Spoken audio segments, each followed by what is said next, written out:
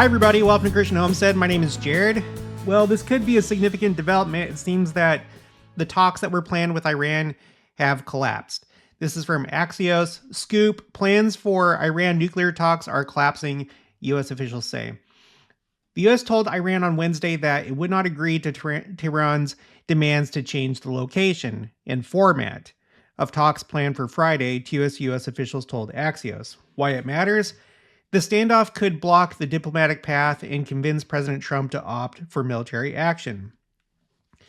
Now, you guys, I don't know about you, but I feel like it's all but certain that there's going to be strikes. I don't foresee a situation where they successfully negotiate and come to some kind of agreement. Maybe I'm being naive. I don't know, but it feels like that's what's happening. And President Trump has said repeatedly that he wants to make a deal, and the Iranians keep pushing back.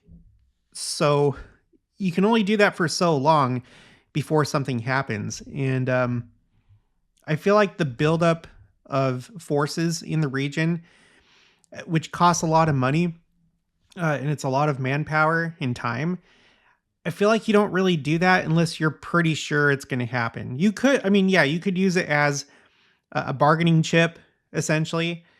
But just when I take the whole thing into consideration, I feel like it's all but certain. What do you think? In fact, you can let me know if you go to posts, you go to my channel page and go over here to post. I just put up a poll.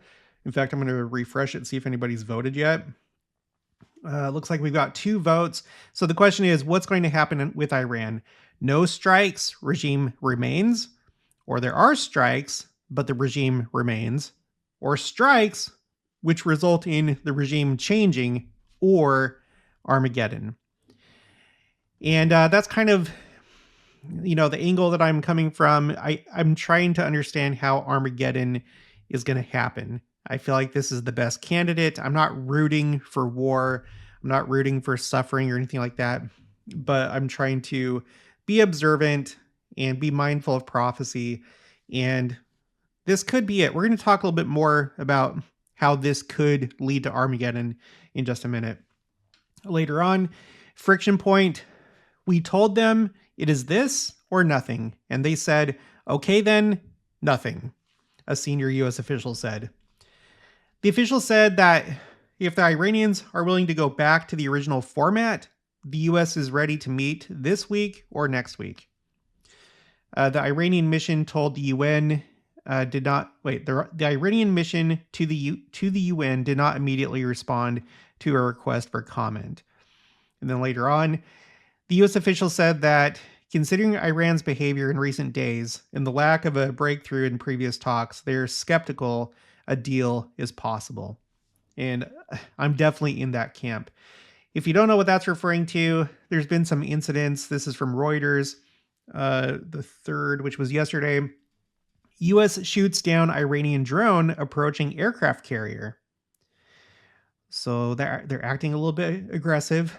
I know that recently they've been having some, they've been doing like war drills with China. And I think there's some Chinese ships over there off the coast of Iran. And then we had this incident, U.S. tanker approached by Iranian gunboats in Strait of Hormuz, security firm says. So I guess what happened was that ship outran the gunboats and escaped to safety. I think it ended up being escorted by a U.S. Navy ship. But they're being aggressive and they're playing these kind of games of like, well, we don't want to do it there. We need to do it somewhere else. And I don't know. I guess I don't know their side of the story, why they would want to change it, but it just feels like they're stalling, they're playing games. And yeah, I don't think there's going to be a deal. We got this on X. This is UK report. U.S. sources to Reuters. Trump is now inclined towards military action in Iran, according to Amit Siegel. I went to Ynet, which is an Israeli, or I'm sorry, no, not Ynet. This is kan.org.il. Is this Ynet? Sorry, I'm all confused now.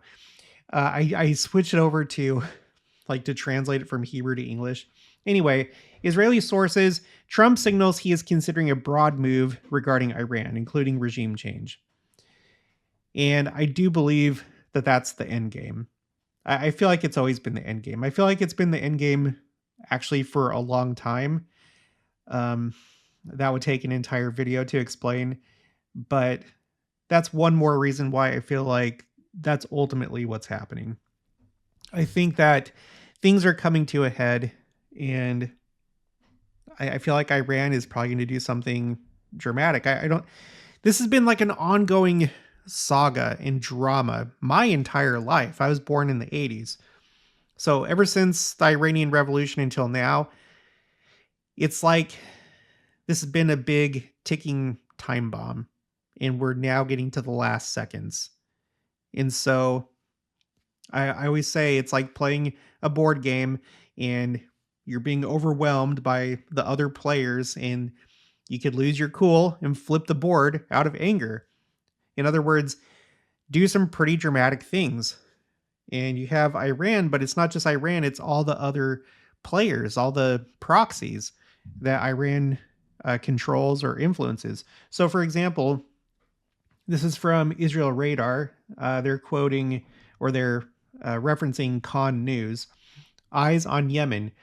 Houthi missile and drone attacks on Israel will resume if U.S. launches assault on Iran, according to Israeli estimates.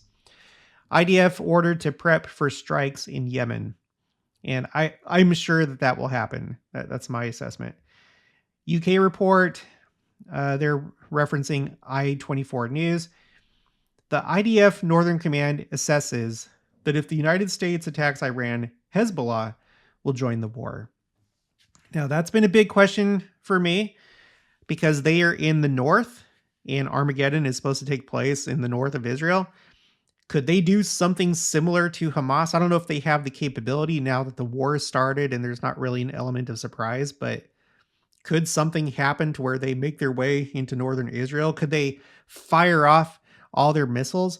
I have no idea, but they're not gone yet. They've been hit pretty hard by Israel, but they're not gone. Hamas isn't even gone.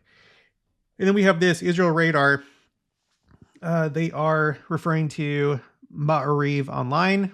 With all eyes on Iran, Israel is also on guard for possible land invasion from the east.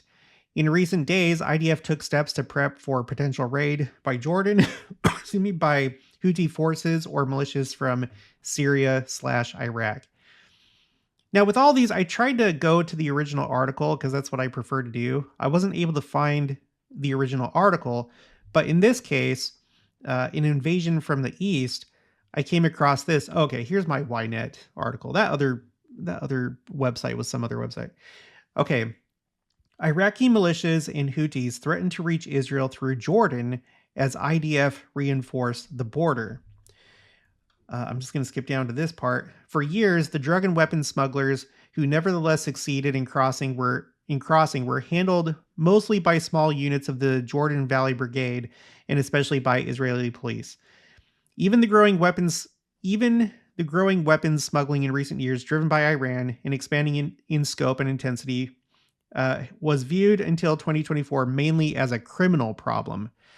That perception shifted sharply after Hamas' October 7th terror attack. Soon after that day, the IDF Chief of Staff, Lieutenant General Herzi Halevi, formed a quote-unquote red team to assess whether other parts of Israel's borders could also face a surprise assault by the radical Shiite Axis. The team concluded that the eastern border with Jordan, where defenses had been thinned to the point of nearly non-existent, had become a vulnerable flank requiring urgent reinforcement. This was written, December 10th. So I don't know if they've taken care of that problem since then, but according to this post on X, and they're referring to Ma'ariv Online, it seems like they still have that concern. Could that lead to Armageddon? I don't know. I also want to point out this interesting concept of this being this whole thing that was started by Hamas when they attacked on October 7th of 2023, that this whole thing has been referred to as a 7-front war, which would obviously have meaning to the Jews. They're all about numbers, especially the number 7.